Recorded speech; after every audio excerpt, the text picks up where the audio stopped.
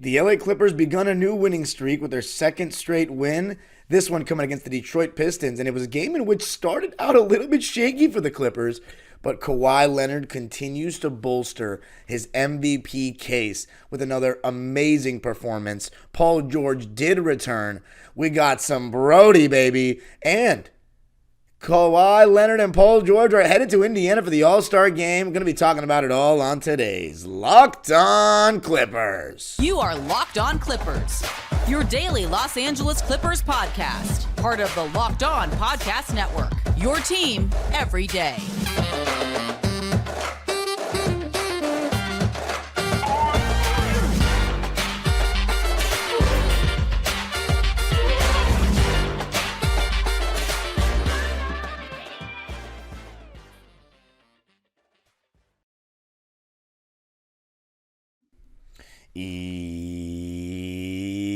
Yes, sir. You are locking in with the Clips. Thank you for making Locked On Clippers the first listen of your day, your team every day. I'm your host, Darian Vaziri, born and raised in LA and in my 19th season as a Clipper fan. You can also follow me on Twitter and Instagram at DimeDropperPod and subscribe to my own YouTube channel, Dime Dropper, where I went live directly after the Pistons game.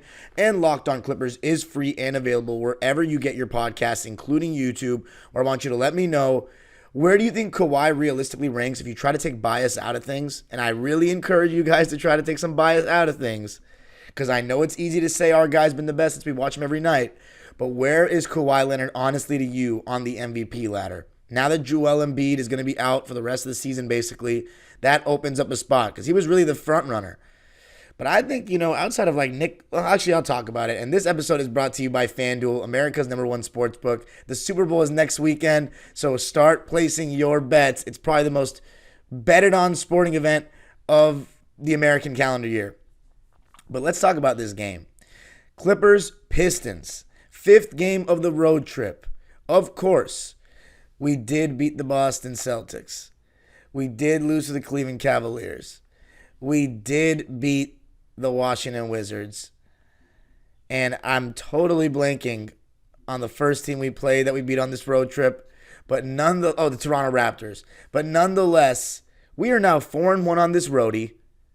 We're playing really great basketball. We are 29-8 since the 3-7 start. So 29-8 in our last 37 games. I mean, hottest offense in the NBA since December 1st. I mean, come on. We are playing at an extremely high level. And you know what's interesting? This wasn't necessarily a game to brag about. We beat the Detroit Pistons 136-125. They're not a very good team. They're 6-42. We're 32-15. So we should be beating teams like that. But here's why it doesn't matter how we win. Because we're beating a bunch of teams, good and bad. And we're just, as I've said many times recently, we're starting to make winning a habit. Not building winning habits. We're doing that. We've been doing that. We're making winning a habit. We're just finding a way to win.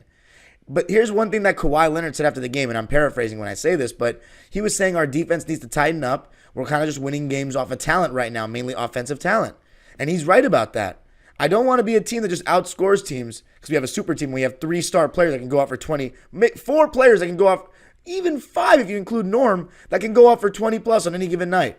So you do have the luxury that you just have more offensive weapons than other teams. And of course, Kawhi Leonard playing in 43 out of 47 games so far this season. Are you kidding me right now? Paul George playing in 44 of 47. Russell Westbrook playing in all 47. James Harden playing in as many as he's been able to play.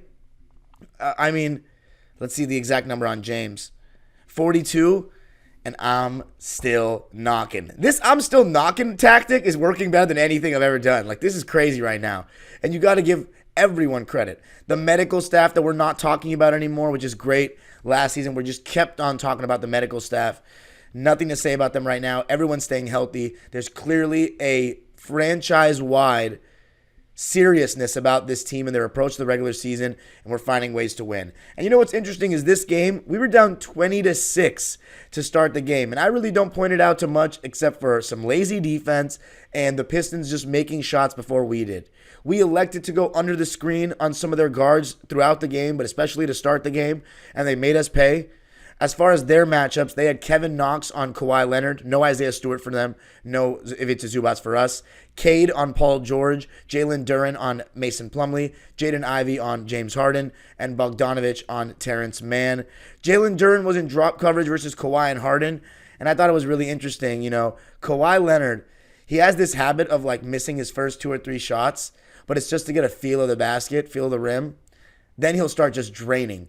And I remember he was 0 for 2 in this game, and I was like, these are good shots. It's going to start falling real soon. I'm not worried at all. And oh, did it start falling. You know, Kawhi Leonard, I believe, was 3 for 13 in his last 2 games from 3. Well, in this game, we were due for a 3-point masterclass, and we got it. 12 for 17 from the field. 6 for 8 from 3. He shot better from 3 than he did the field. 33 points, 4 rebounds, 3 assists in 32 minutes. 16 minutes of the game he didn't play. Another 30-plus point performance. Another incredible display of shot making from all over the court. Mid-range, walk you down, turnarounds in the corner, between the legs, pull back for 3. Off the catch with a hand in his face. The one thing I will say critically of not really just Kawhi, but the whole team is even Kawhi Leonard. I can't tell you anybody that played good defense in this game for the Clippers. Like, I legitimately can't. They were lazy. They were getting beat off the bounce. There was a couple of times where Russ was just reaching for steals. Harden was just, I don't know what he did the previous night before the game, but outside of a couple of decent passes, he was pretty bad. And I'm not going to go too hard on him because we won the game. And Paul George was okay to start the game. Kawhi Leonard was the constant throughout every single quarter. Even when we were down 20-6, he was starting to make shots. He played the whole first quarter, and he was the only one who did that. He had 12 points in that one. In the second quarter, he had 9, so he had 21 at the half on 7 for 9 shooting. Then in the third quarter, he just went ballistic. Played the whole quarter, 10 points. I guess that's not ballistic, but if you watched it, and he was hitting everything, 3 after 3, and then they started blitzing him on the pick and roll with Bogdanovich guarding the screener or Duren. So they were like, let's get the ball out of his hands. And you know what that was causing? Open looks for other guys, including Terrence Mann, who got a couple of bunnies under the rim because of it. But I was never worried about the Clippers being down 20-6. There was another player that heavily contributed to our comeback there. I'm going to talk about him in the second segment. But the Clippers went on an 11-2 run to make it 25-28. As I said, Kawhi had 12 points in the quarter. And then one thing that I found really interesting in the second quarter was that we went with a really small lineup. And you started to see this from Ty Lue in these games against lesser competition. He went with James, Russ, Paul, Norm, and Amir. So essentially you're running with Paul George at the 5. And it was pretty good. I mean, Russ got 2 interceptions, one that led to a dunk. Marcus Sasser, he was really hitting. And one thing I have to say, Cade Cunningham, he's a star. Like, he won't be he's not an all-star this year, but he's going to be a star very soon, whether it's next year or the year after. And we were paying the price for going underneath the screens on him. And I thought for too long we went underneath the screens, even at times inside the arc. So we were basically just letting him walk into 18-footers, and that was problematic. Jaden Ivey, I also thought he was pretty spectacular in this game. He had 9 points at the half. Jalen Duren had 7 and 9 at the half. Bogdanovich had 15 points on 5 for 5 shooting. He wasn't missing. And Marcus Sasser was 4 for 5 from 3. So the Pistons were shooting 43.5% from 3. So that's part of why they were in the game. But even though they outscored us by a score of 33-27 in the first quarter, we outscored them 38-26 in the second quarter. So we were able to go into the half with a 65-59 lead. And then the third quarter, we outscored them 36-31. And as I mentioned, it was really the Kawhi show more than anything. He was getting it going. And by the way, towards the end of the second, it's when he really started his onslaught. 3 straight threes. and then 2 great passes when they were blitzing him on the pick and roll. We had an 11-0 run in that second quarter to take a 50-48 lead. And as I said, in the third quarter, Kawhi continued to kill. He had to because Cade and Bogey were continuing to kill. And then, it was basically a wrap from there. We had Paul George in the fourth quarter. He had been quiet the whole game, but he really closed the door. We went on a 9-0 run, and Paul George was at the controls. And I thought one of the biggest things that unlocked it for him was just catching the ball closer to the basket, catching the ball at the elbow, mid-post. Remember, elbow P, gets the ball and just rises over the top. It's very simple. He had 10 points on 4 for 6 shooting, 2 for 2 from 3 in the fourth quarter alone. And in the game, he had 18 points, 4 rebounds, 7 assists, 3 steals. And here's my favorite stat from Paul George and Kawhi. No turnovers for either of them. You got to love that. And Paul George, remember, he is still dealing with the groin injury. Only played 27 minutes, but he had 50% shooting and 40 from 3. The only thing I don't like, no free throw attempts. But again, I think he's getting more comfortable with that groin. But 50% and 40 from 3, you'll take that all day. Clippers win it 136-125. My moral of the story, Kawhi Leonard is playing as well as anyone in the world right now. It may have not been his best defensive game, but the consistency in which this guy is playing at a high level, it's insane. And I almost want to just geek out and say, this is incredible, guys. We're finally, after 5 years, getting to really reap the benefits of having one of the best players in the world, one of the best small forwards of all time on our team. But I can't allow myself to, because if he's not healthy in the playoffs, it means nothing. So it's not that I'm not excited or not happy. I am happy, but I'm just tempering my bold takes about Kawhi Leonard, because when we got him on July 5th, 2019, the first thought in my mind was postseason with Kawhi. But it's great to see this, because you need this to have a championship. You need these kind of results and the process. So, huge performance from Kawhi. I think only Nikola Jokic and no one else in the West to me. I mean, Anthony Edwards is playing well, but I guess the Ant-Man could be in the conversation. SGA, Jokic. I don't think anyone else in the West could be argued over Kawhi. Not KD, not Book, who are having great years in their own right. Coming up, going to be talking about the man that really flipped this game. He did it in both halves. He was spectacular. It's, for the second straight game, Brodie. I got to tell you a little something about FanDuel. Happy Super Bowl to all who celebrate from FanDuel, America's #1 sportsbook. If you're like me, Super Bowl Sunday is all about scoring the best seat on the couch, grabbing your favorite football snacks, and placing some super bets. FanDuel has so many ways for you to end the season with a W or 2 or 3. Not only can you bet on who will win Super Bowl 58, I'm betting on the Chiefs because I just don't like the Niners, but FanDuel also has bets for which players will score a touchdown, how many points will be scored, and so much more. New customers, join today and you'll get $200 in bonus bets if your first bet of $5 or more wins. Just visit FanDuel.com/lockedon to sign up. That's FanDuel.com/lockedon. Make every moment more with FanDuel, an official sportsbook partner of the NFL. All right, Clippers winning this one 136-125 at the Little Caesars Arena. We are now 4-1 on this road trip. I predicted 5-2 before the roadie. Let's see how it goes. We're now 32-15 on the season through 47 games. For the first time this season, I believe, I could be wrong, 2 games over 500 on the road. Love that. 13-11 away from home. Fourth quarter was an even scratch at 35, but let's talk about the guy who came in the game in the first quarter when we were down 20-6 and changed the whole game. Russell Westbrook.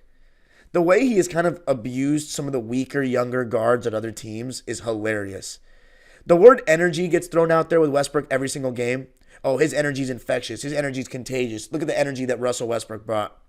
And I think a lot of times we use that word and can't think of other words because he does so many little things, but he's not doing a lot of one thing. He's not, look at the way he was passing. He has 10 assists. Or he has 30 points. Look at the way he was getting buckets. He just does a little bit of everything where you can notice his presence so clearly. And the first thing you can think of is energy. But I can tell you more specifics in this game. The second he came in, he got to the paint at will.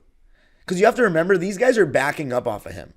So that gives him some space to get downhill. And what he does is he'll get downhill, ram into your chest to create some separation.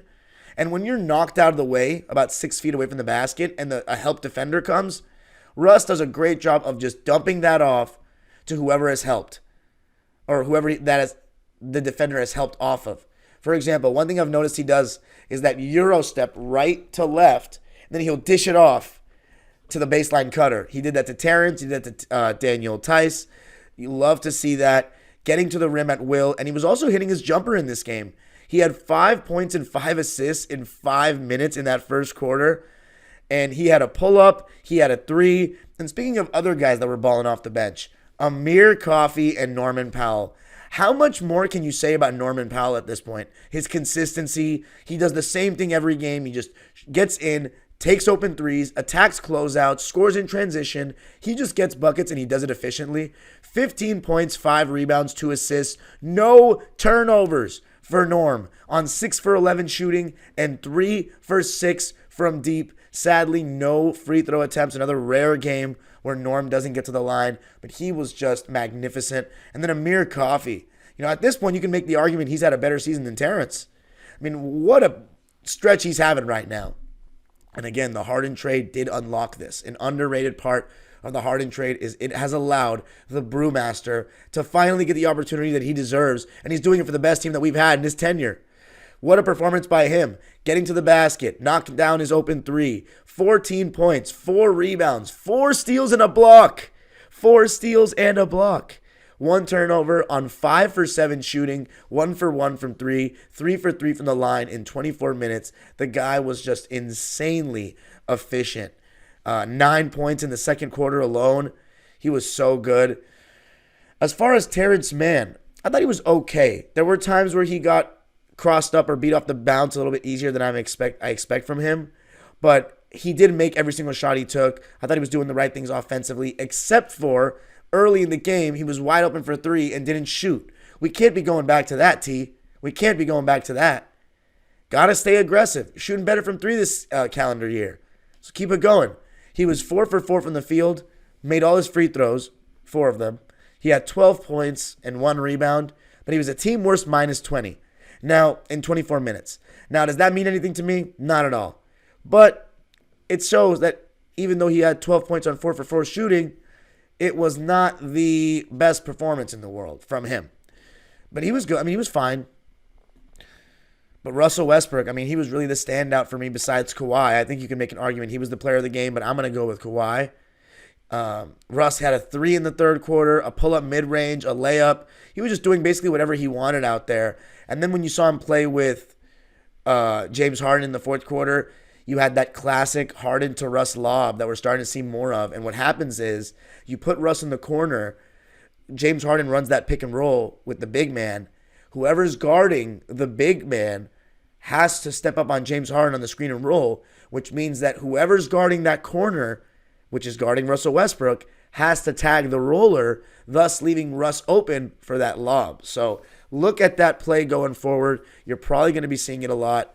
Norman Powell hit a buzzer-beating 3 at the end of the third quarter. Don't want to forget about that. So just big stuff from our bench, which continues to be amazing. 9 deep. Russell Westbrook, what a stat line for him in this game. 23 points, 3 rebounds, 9 assists, 2 steals, 2 turnovers. He was a plus 15 in 25 minutes. 23 and 9 in 25 minutes on 10 for 13 shooting, 2 for 3 from deep, 1 for 2 from the foul line. Russell Westbrook's efficiency has been really decent this season. He's shooting 47% on the year. 47% on the year. That would be his highest, tied for highest since 2020. And that was the highest field goal percentage he's ever shot in his career. So he's tied right now for the highest field goal percentage he's ever shot in his career. He's shooting 30% from 3, which is not that great. But I'm so happy with Russ. I'm starting to get used to him being on the Clippers. It still hasn't been a year yet. But man, I'm starting to. It's still so surreal. And I know the Russ haters are going to go off in the comments for whatever reason, but he was magnificent in my opinion. Mason Plumlee, I thought he was pretty good. Again, he's just been serviceable. He's doing his job. 12 points, 9 rebounds, 2 assists and a steal on 5 for 7 shooting for Mace. 2 for 3 from the foul line. 26 minutes of play. Thought he was solid. Daniel Tice, he had 2 blocks in the second half. I thought they weren't offering much resistance. Remember, Ty Lue did go small, so he went away from the bigs at stretches of the game. But he had 5 points, 3 rebounds, 2 assists, 1 steal, 2 blocks, 2 turnovers in 18 minutes on 2 for 3 shooting and 0 for 1 from 3. And James Harden, it was a rough one for him, but he made some good passes in the second half, including that lob to Russ. 4 points, 3 rebounds, 6 assists. 4 points is crazy. But I'll tell you this is the luxury of this Clipper team.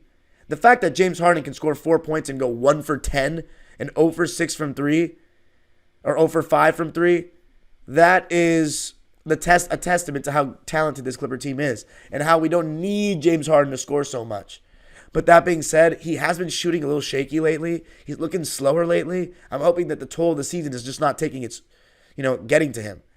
But anyway, All-Star break could be needed. And speaking of which, going to be talking about the Clipper All-Stars announced on Thursday. Going to be talking about that coming up.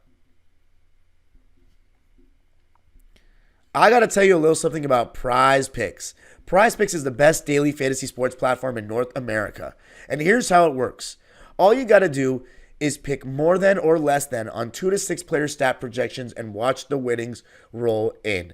And with basketball and football going on simultaneously, you can pick combo projections across football and basketball from the Specials League, a league created specifically for combo projections that includes 2 or more players from different sports or leagues. For example, you can take LeBron if he plays on Saturday, and then Travis Kelce in the Super Bowl at a combo of 3-pointers made and receptions.